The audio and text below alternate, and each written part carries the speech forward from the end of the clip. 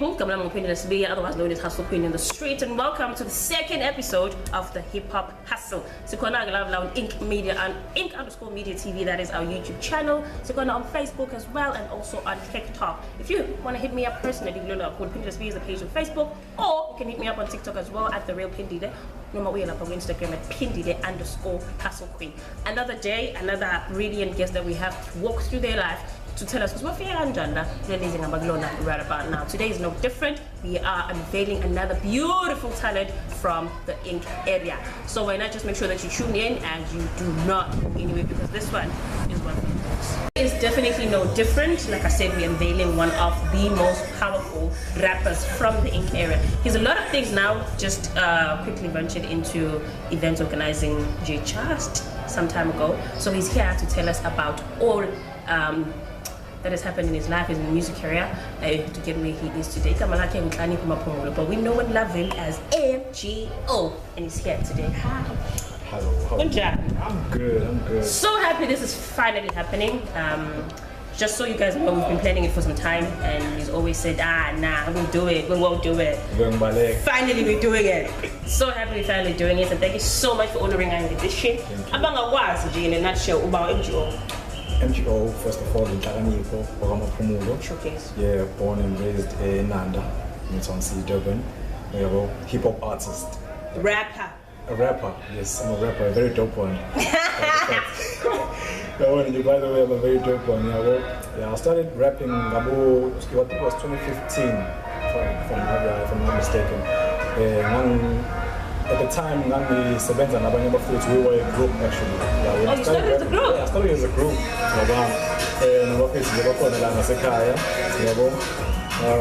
Not going to mention the that's fine. Yeah, confidential. It was 2015. I think they introduced me. We expose team.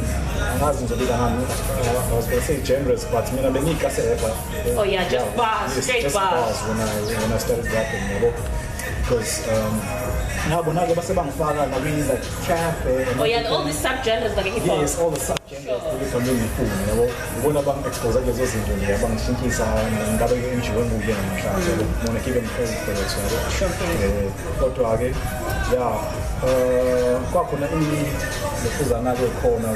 We'll get to that.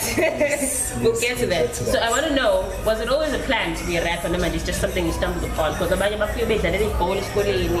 know, you grew up singing in the choir. So was rap always there for you? I'd be lying among it to me that it was the plan. It wasn't the plan. I'd be lying, it was not the plan. I mean, I've seen it in the cool section. It started before I did the show, and then I became a dancer. Oh! Yeah, I'm a fool. Okay, that's a fool. Yeah, snake cash, you know, wear like female because our costumes, yes, I can picture you in a female costume. Yeah, actor, I also can act. And then, yeah, I became a dancer. And then after a while, I was introduced to the Kuzana hip hop cassette from about 39 and I was a Pambai. Hip hop, because what they end up on a very, what mean I'm skimming and last time left out, only to find out I'm a fast learner and everything. In a couple of weeks, sing about two, like, you know what? Sing about two, like I don't see. Yeah, okay, so take me through the journey where you wrote your first ever verse. Do you still remember your first verse? Yeah. I'm sure it is number 4,000. I'm sure it was rap. What the? It was whack as fuck. It was like, it was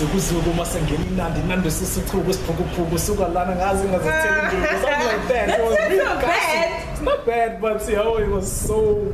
I know somebody that left like that today. Really? Yeah. People's names out of it, but I know somebody that rests like that today. I know somebody that could use that line. Can I mention him? No. Okay. No, not now. We'll get to that. Right. So that was your first verse. And when did you officially record your first song? 2015 because the reason why I said in 2015, I started recording in 2015. I think it was 2014, like Bala and everything, because we didn't have a studio back then. I didn't have a studio, so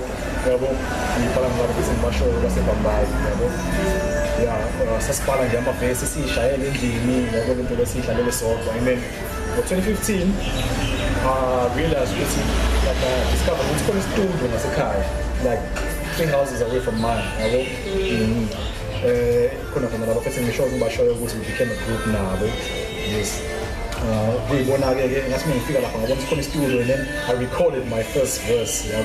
We learned a legging show. And I didn't back in 2014, I was Elisha when I came. I figured I couldn't beat yes, and then I recorded the love bass, and then I corner. I shy and then like, damn, you dope, bro. Become a man, I went good. Well, at that time, that was the standard of Big Dope. Yeah, we did it. Okay, and that was back in 2015. 2015, yes. That's when you recorded your first ever song. What was it called? I don't remember. I remember the second song was saying, I don't remember the first one. So we're not gonna drop names now, but we're gonna get to that part. So I wanna talk to you about because rap was associated to a different kind of people. The Bogmawi rapper, it's either you smoke weed, you are stonchela, and all that. It's associated to the street. So how did you bring that to your family? What money you go rapper? Actually, I didn't break it to my family. I've never actually like told them I'm doing this, I'm rapping, because I knew that deep inside me they wouldn't accept it, of which probably couldn't is, because they somehow found out saying a rap and I mean, they didn't accept it. Like I wouldn't say my family is the most like supportive part of like they're not. Unfortunately. Only thing you would see this guy is, but you'll find out. So that is the life story of MGO. And then, how do you come up with the name MGO? MGO. Well, MGO was a nickname I was given by Nkuluam at a very young age. Back then when I was yay high. Umgozimba. Yabo kwakune like story sasidlala ku radio station dala yabo samncane kwakunenyanga lapho kuleso story leso yayibiza ngomgozimba yabo, and then mkhulu wanginika lelo gama lelo ngibizwa ngomgozimba ngakhula ngalo yabo lo umgozimba. Even now ngasekhaya abantu abaningi they don't know like my real name yabo ukuthi ngihlakaniphile ngikwazi yabo umgozimba all that yabo. And then I took like the first 3 letters yalelo gama lelo Mgo, which is MGO, and then because me you creative. So you know why? You know why E. Yeah, and then I like recrafted the little gamma MGO, and then MGO but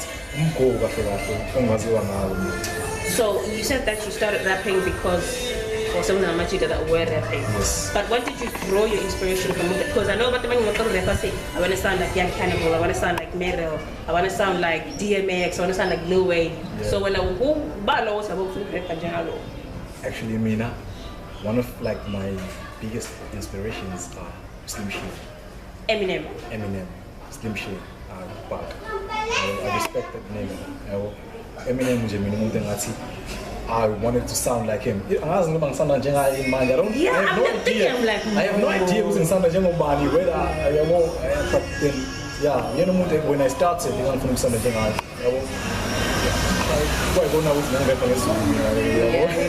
wanted like to have his flows, like everything. Yeah, he was my inspiration. That's good. So that is the life story of MGO. And if you want to find out more about this guy in particular, actually right now what's going on, what's happening, what's coming about, just make sure that you don't know, because there's more to come on the story of MGO coming along with the podcast. Impofana Innovations kanye noNhlanhla imema bonke abasakazi ngomhla ka-25 kuMeyi 2024 Durban Exclusive Lounge ngo-9 ekseni bawube becijana bekhulisana ngokwamakhono nangobuciko kwezokusakaza. Indoda ngemumva 100 rand phambili. Imininingwane ephelele thintana nayo Impofana 071 726 6022 ungasali.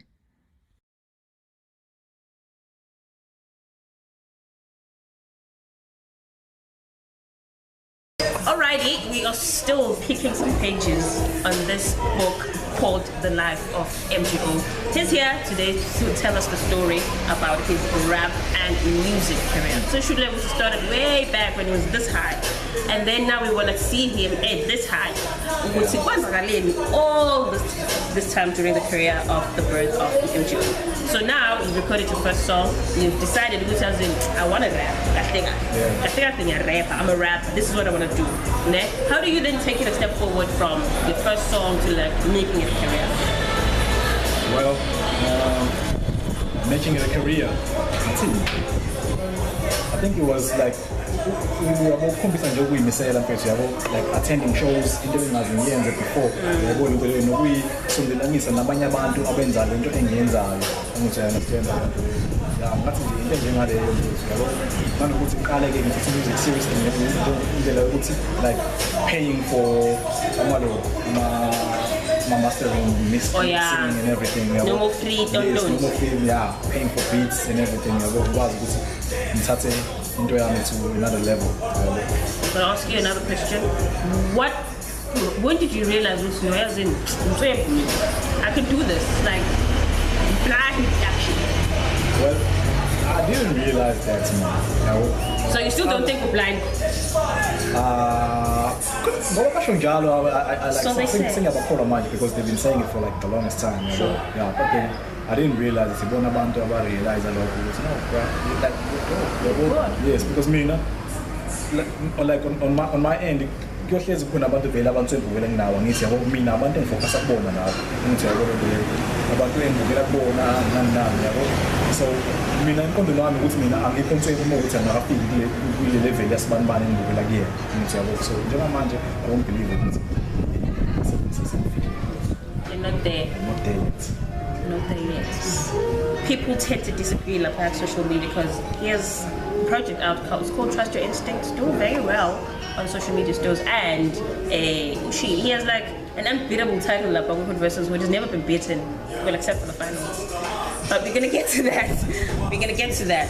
So now we are talking about commercial music. About we pay for beats, we pay for mastering. We want music to sound clean, man. So what was the goal from there? Was it to like sell? No, just to distribute a strategy for my fellows or was it to make profit of it?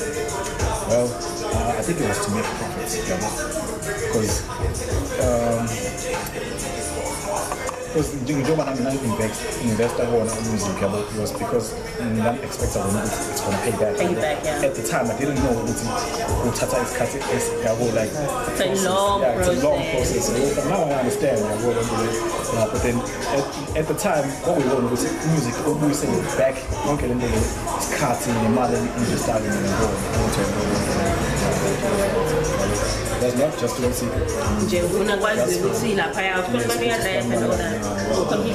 so now Kulelenan, born and bred here, which Unanda has a different look on hip hop. Like hip hop in Diva, for example, let's say in Mlazi. Mlazi is a bad example. Was Tushifan. Let me say Chesterfield or something. It's not the same hip hop than the Angel like that. If you could agree with me on that, it's not the same. You don't rap the same. Like for instance, my it doesn't rap the same as Celestial Mike. You understand? It's different. Yeah. So I want to know, how did you say, okay, so we have Merida, we have Bapaula. How do I stand out from the crowd? So what was your criteria doing that? Well, first of all, we want to change from Kasere to like rap, and in Nasball. Just bars. Yes, rap in your face, because don't actually use that kind of like Kasere. Shine, okay, Banami, and Gaula, Mapisla, and everything. And then you can figure out what is the balance and I wish. which I'm telling you, there's so much more to this. Nami ke ngabona lokho ngaqala ngashintsha yabo ngaqala ngashintsha nama-beats engishaya ngawo yabo because back then ngishaya nama-beats ekasi beats ngashintsha and then I started, I'm still a rapper but I use trap beats and still rap on yes, I still rap on trap beats yabo so into ethi ayibe njengaleyo nje because yabo ukuthi ngizame ukumixa into eziningi into one yabo kuyona i-rap but then experimented like sub-genres amaningi. So now you're okay, maybe I'm wrong, but the song that got you most attention was it All Eyes on Me? Yeah. Because All Eyes on Me was big. I no doubt. All Eyes on Me was big. We had a launch party for All Eyes on Me. Yeah. It was, I remember because the first one didn't happen because the flood. Yeah, and then we it's postponed. But then it did happen. Eventually. And the All Eyes on Me was big. We all loved All Eyes on Me. The first time I had All Eyes on Me was the first season of Food vs. Good. Like, I'll try for this kid. What are you talking I'm joking. about? that was the first time I heard the All Eyes on Me, and I was like, okay. So people don't know this, but the reason I go to Bed Central, at that time I was a radio personality for a hip hop show. Yeah. So I would go there and sit there and then say, okay, stand by me. I'm gonna approach them afterwards to get their number for them to come to my show. Well, that was my initial reason of Bed Central, other than the fact that I love hip hop. So you got in and they were like, oh, okay, listening. And then he killed it, and I'm like, oh my God. So how do I approach this guy? It was a mess. How did I approach this guy? He was literally unapproachable. I was like, okay, no, just leave it. Just leave it. I'll just leave it for now because I didn't know what to say. Yeah. Like it was a mess. Got that again. Finally, we got to know MGO and his beautiful soul all together. But yeah, let's backtrack into the rapping part. All Eyes on Me hits now.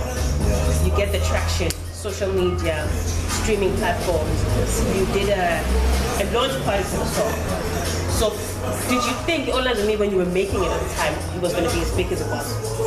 I don't know, mama. I remember when I first wrote All Eyes on Me, and All Eyes on Me sounds like it's talking to someone in particular. Yeah. That's the thing about it, but it's actually not. I'm actually talking to myself, like the negative part of me. And because we have a lot of negative people out there. But then, when I wrote the song, I had no idea it's gonna have so much attention out there. And I remember we supposed to come like Yona and let beats in it. Oh, when you beats in yes, oh, when you beats was whack. I'm not giving an Oscars for a Sasak band. It's fine. We let it slide. Yeah, it was whack, and then Mashallah and I was there. Same lyrics though? Same lyrics. Okay. Same everything, like the whole song. And then the guy told me, hey, this is a dope song, bro. Why don't you try changing the beats? And make something like this, and I did that, so then it's a project, like the whole project, I recently producer, Raf K.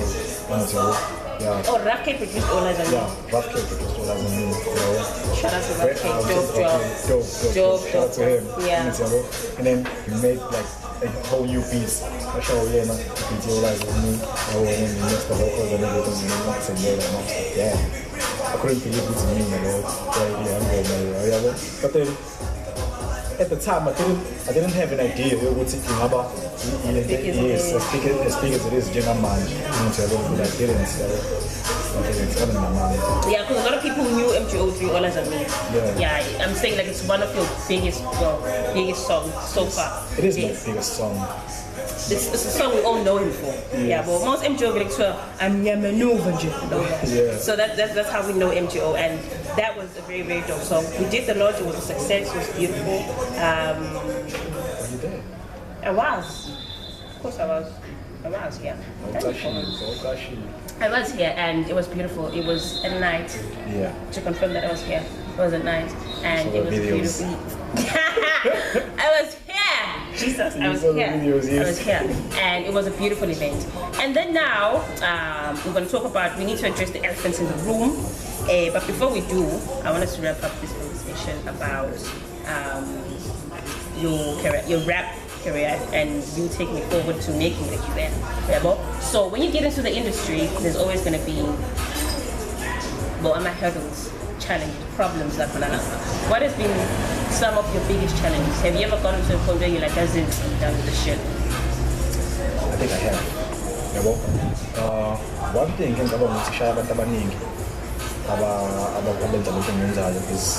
trying to get known. Knowing that because some people know it's country and everything, and then someone who you think is below you, yes, he's coining it. Yes, you're like, what is coming happening? together more perfect. Do you have an example? I'm joking, don't say that. Thank you. Don't do that. But then you can understand. I get what you mean. So that has been your problem. Yes, that's my biggest problem. Amongst many others. And you're like, I'm done.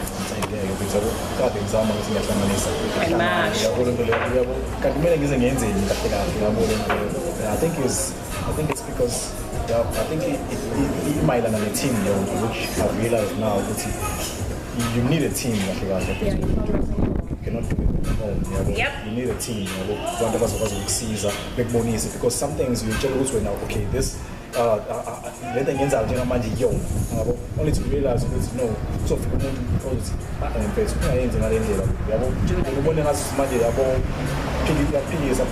kusuke ekufisela okuhle ukuthi ayibone into leyo yabadinga abantu abaseduze kwakho abazosiza bekubonise because you cannot know everything you cannot be your manager, your PR, your marketing photographer and everything. You need a team. You all heard it from the man himself. This is how he maneuvered through his career.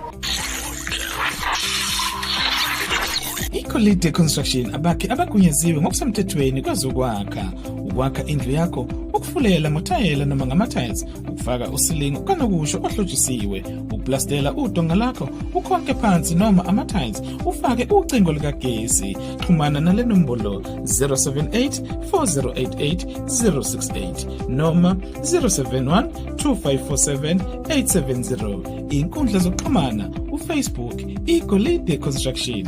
Asakhe ngegolide.